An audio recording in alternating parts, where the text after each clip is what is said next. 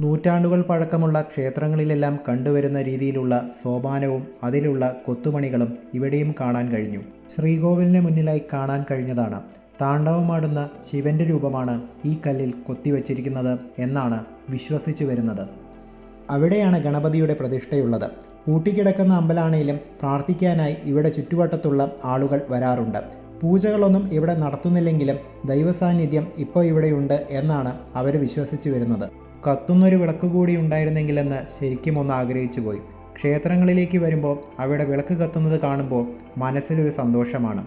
പ്രത്യേകിച്ചും ഇതുപോലുള്ള ക്ഷേത്രങ്ങളിൽ മരങ്ങൾക്കും ചെടികൾക്കും ഇടയിലൂടെയെല്ലാം ആ വിളക്ക് കാണുമ്പോൾ അതിനൊരു പ്രത്യേക ഭംഗിയാണ്. പ്രകൃതിയെ അടുത്തറിഞ്ഞ് പ്രകൃതിയെ ആരാധിക്കാൻ പറ്റിയൊരു സ്ഥലം കൂടിയാണത്.